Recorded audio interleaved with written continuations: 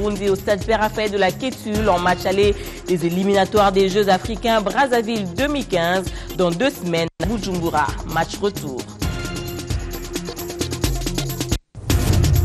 D'ici la fin de la semaine prochaine, les motocyclistes doivent se mettre en ordre vis-à-vis des directives urbaines, tandis que des occupants des concessions qui envahissent la voie publique sont interpellés également par le gouvernement provincial de Kinshasa. Revêtue d'une nouvelle robe, la route des poids lourds Rémakadamiza a été inaugurée par le chef de l'État. La circulation redevient aisée dans la capitale grâce à cette voie qui relie Pont-Matete à la gare centrale et le boulevard Lumumba est dégagé. La route des poids lourds remise en état a été inaugurée hier par le président de la République. Une voie importante pour relier l'est de la capitale au centre-ville. En peu de temps, la révolution de la modernité est en marche.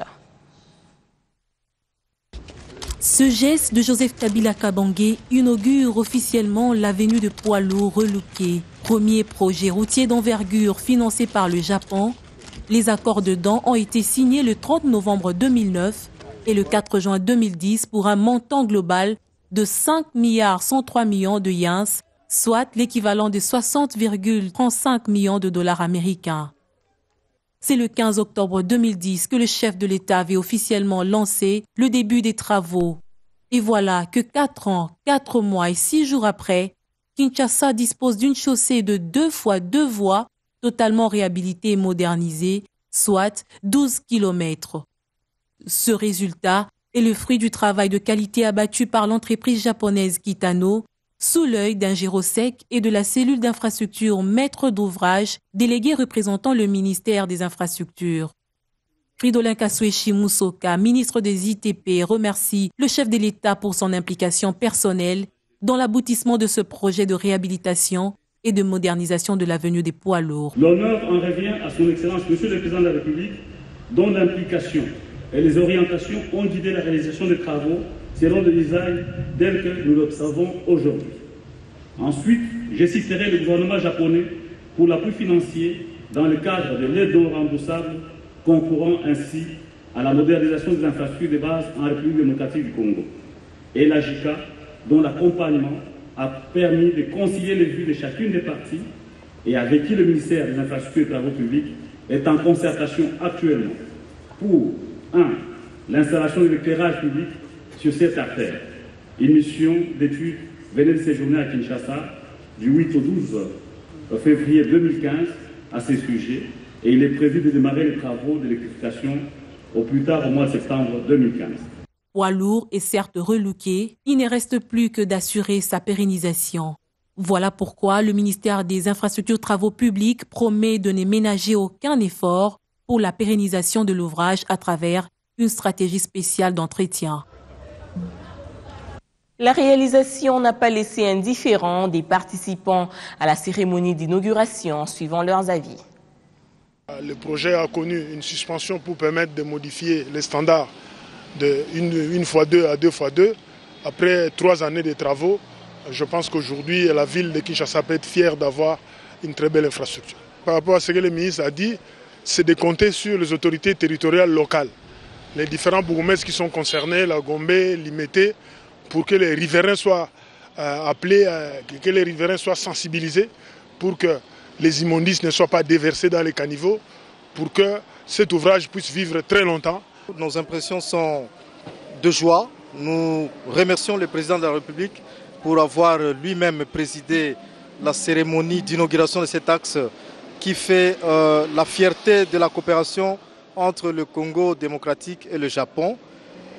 Nous sommes donc appelés à gérer cet ouvrage en bon père de famille en procédant à l'entretien permanent pour pérenniser l'investissement qui a été mis sur l'axe. Donc nous allons demander à la population de Kinshasa en particulier, de toute la République démocratique du Congo en général, de démontrer le civisme, de ne pas vandaliser les ouvrages qui ont coûté cher à la République démocratique du Congo. C'est une joie de voir que lorsqu'on parle de la modernisation, le secteur routier, c'est le secteur porteur. On voit la réalisation de cette vision de la modernité au niveau du pays. Et ceci aussi est un témoignage que nous, dans le secteur des routes, nous suivons et nous mettons en application la vision du chef de l'État en matière de modernisation. Donc c'est ça le sentiment qui peut nous animer aujourd'hui. Après la route des poids lourds, le chef de l'État a pris la direction de l'Institut national de préparation professionnelle où il a procédé aussi à l'inauguration du nouveau siège de l'entreprise publique. Mise au pas de certains médias par la 31e session de l'Assemblée plénière du Conseil supérieur de l'audiovisuel et de la communication, le journal Le Baromètre a été suspendu pour 30 jours pour publication d'articles diffamatoires contre le gouverneur de la province orientale, tandis qu'un plan d'action a été élaboré pour la couverture des élections. Le CESAC se propose de s'en prendre à la diffusion des publicités illicites. C'est autour d'une table que les membres du CESAC se sont réunis vendredi à leur siège dans la commune de la Gombe pour examiner les points inscrits à l'ordre du jour. Au menu de la rencontre, l'examen au sujet du processus électoral, la régulation des journaux, dossiers des médias fermés, la persistance de la publicité illicite des boissons alcoolisées aux arts indus et tant d'autres sujets. Après débat et délibération, les décisions ont été prises, entre autres. Le Conseil supérieur de l'audiovisuel et de la communication a décidé la suspension de quelques journaux et a adressé une observation à un autre. Il s'agit du journal Le Baromètre, du journal Le Tonnerre, qui sont suspendus pour une durée de 30 jours, et le journal Afro Lipopo est suspendu pour une durée de 15 jours, tandis que nous avons adressé une observation au journal La Cloche par rapport à la nouvelle loi, et donc nous avons planifié des activités à mener en rapport avec le processus électoral dans notre pays. Concernant les médias fermés, nous avions décidé d'entreprendre une médiation entre les différentes parties. Nous avons écouté une partie les médias et le contact avec l'autre partie se poursuivent de manière à ce que nous puissions trouver dans les meilleurs délais une solution pour tous les médias fermés dans notre pays. En ce qui concerne la persistance de la publicité des boissons alcoolisées aux airs indus, notons que le Conseil a décidé d'organiser d'une part, en début du mois de mars, un forum avec les directeurs de programmes et commerciaux et d'autre part, une rencontre avec les patrons des entreprises de presse de la RDC. Un reportage de Mati Moulobo, de la régulation également dans les PTNTIC où l'autorité en la matière a sollicité du vice-premier ministre Thomas Louaka des moyens financiers conséquents et des sanctions à l'endroit des opérateurs du secteur réfractaire au respect du prix plancher. Le ministre des PTNTIC connaît désormais presque tout l'ARPTC, l'autorité des régulations des postes, télécommunications et communications. Thomas Louaka a passé toute la matinée dès ce jeudi 19 février à faire le tour de la question de la régulation de son secteur avec l'organe technique qui affronte plusieurs défis dont la qualité des appels, SMS, Internet et les sanctions contre les opérateurs qui ne respectent pas les tarifs officiels. Il était donc tout à fait indiqué qu'il vienne rendre visite à l'ARPTC pour qu'il s'imprègne de nos réalités. Où est-ce que nous travaillons? Quelles sont nos capacités humaines, techniques et financières? C'est ce qu'il est venu visiter et je suis très content du fait qu'il ait compris qu'effectivement nous avons besoin d'être renforcés pour réguler ce secteur qui est dynamique, un secteur qui nécessite à tout moment qu'on soit à la page et que les cadres d'ici soient continuellement formés. Et ça nécessite effectivement qu'on retrouve un minimum d'autonomie financière. Pourtant, les télécoms sont devenus en ce 21e siècle, siècle des NTIC, la nouvelle source intarissable des richesses, contrairement aux mines qui s'épuisent. Thomas Louaka a inscrit ce défi sur sa feuille de route. C'est quand même une structure importante de notre pays, mais ils n'ont même pas de bâtiments. Actuellement, ils sont locataires. Donc il y a beaucoup de défis qui nous ont donnés, que nous devons transmettre au niveau du gouvernement pour essayer de soulager les difficultés qu'ils connaissent dans l'exercice de leurs tâches. Mais surtout, ce que j'ai découvert, ils ont des équipements, ils ont les qualifications, ils ont l'expertise nécessaire pour faire un travail de très très bonne qualité qui aura pour conséquence, d'accroître sensiblement les recettes de l'État. Peut-être les gens ne le savent pas, la RPTC est l'un des services qui rapporte le plus d'argent au Trésor public. Ensuite, le vice-premier ministre des PT Antique, Thomas Louaka, a accordé une audience à une délégation avec laquelle il a parlé des taux de pénétration pour le téléphone. Moins de 50% des habitants possèdent un téléphone en RDC, loin de la moyenne d'autres pays sous-développés qui sont déjà à 90%.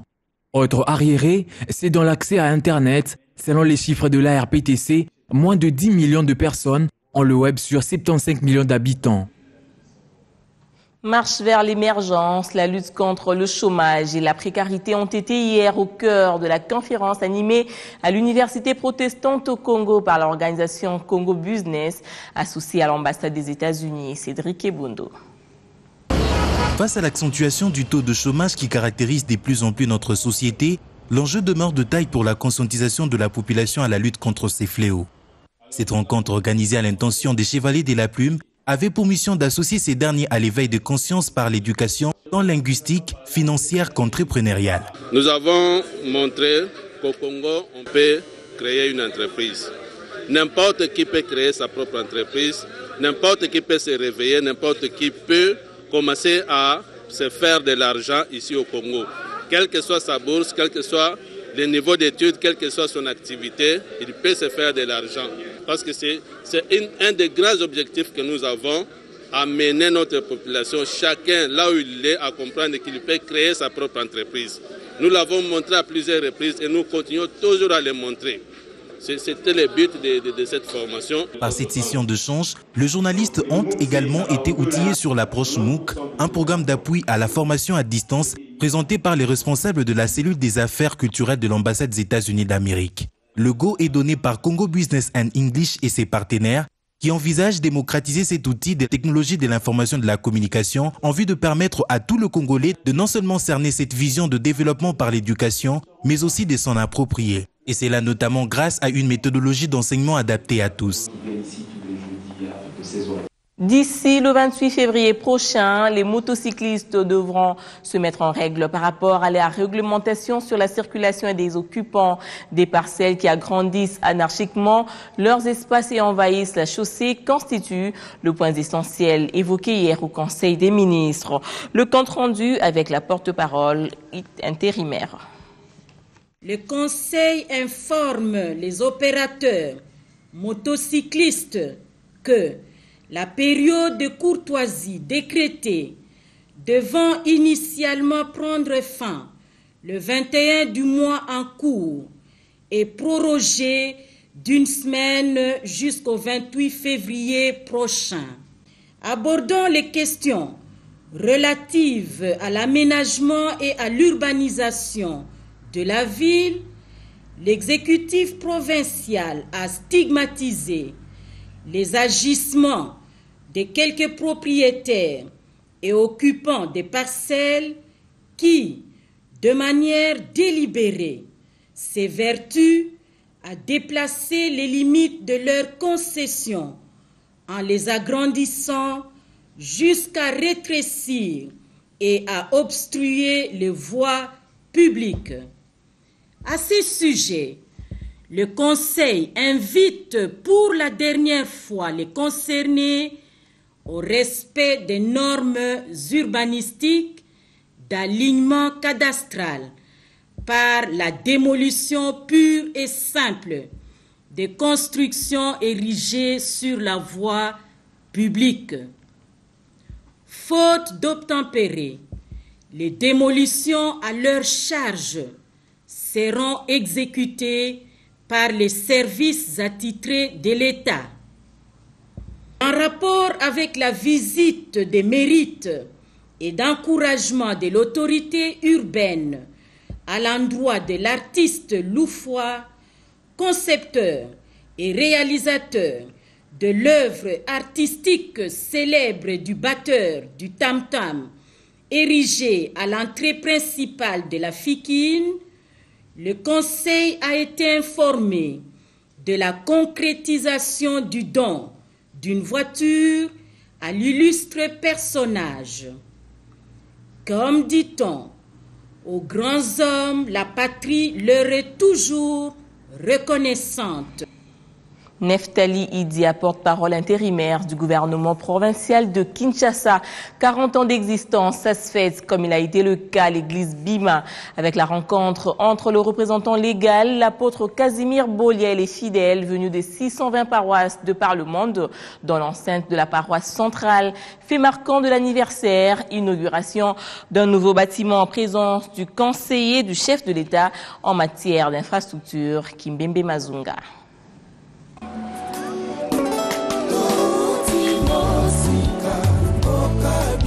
Pour le 40e anniversaire d'existence de leur église, les fidèles de l'église Bima ont eu un cadeau inespéré, à savoir le retour à Kinshasa de leur représentant légal, le chef spirituel. À cette manifestation officielle de ce 18 février 2015, comme chaque année, l'église invite les partenaires de tous genres, les confessions religieuses amies et les officiels. Et il n'y a pas que l'église que nous voyons, il y a les écoles, il y a les centres de santé. Et l'église est aussi présente à travers les provinces. Chaque dimanche, il y a 3000 fidèles dans cette église. Ça fait 3000 fidèles, 3000 familles congolaises. Dans ces familles, vous ne compterez pas de Koulouna. Vous ne compterez pas de Chegue. C'est à l'instrument qu'il faut soutenir pour consolider la paix. On peut dire que c'est parmi le patrimoine du Congo. C'est parmi ceux que nous avons en propre. Les fidèles sont venus des 620 paroisses disséminées dans le monde entier, sur les 5 continents, comme les enfants d'Israël dans la Bible.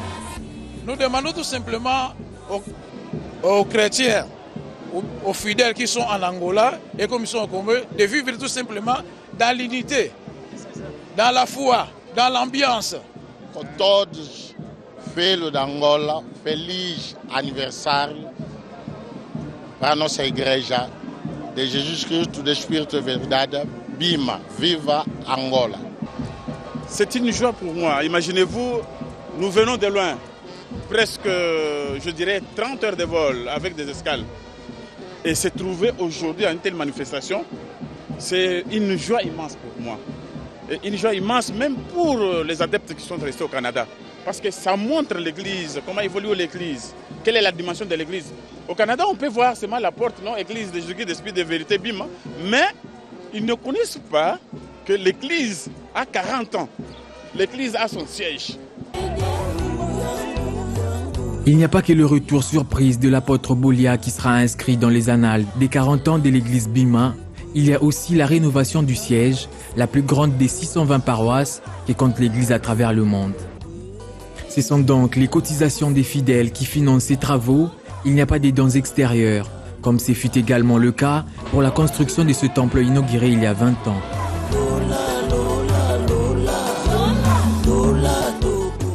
En sport, les léopards des moins de 23 ans de la RDC sont tombés hier face aux hirondelles de Burundi au stade Père-Raphaël de la Kétule sur le score de 0-1 dans le cadre des éliminatoires des Jeux africains Brazzaville 2015. Avec ce résultat, les Congolais doivent à tout prix s'imposer dans 2 semaines au Burundi. Les léopards U23 se sont inclinés face aux hirondelles du Burundi dans le cadre des éliminatoires des Jeux africains de Brazzaville 2015. Le match s'est joué en 2 actes. À la 49e minute, les Burundais trouvent la faille grâce à Mshirimana Abedi et l'aube le gardien congolais Makese et ouvre le score. Les léopards vont pousser sur l'accélérateur sans trouver la faille. Kalombo Diba Di Milimo remplace Robert Mbelou du tout-puissant Mazembe et espère changer la physionomie de la rencontre. À la 90e minute, Darkabangu obtient un penalty qui sera raté par Glody Ngonda Muzingu et scelle le sort des léopards.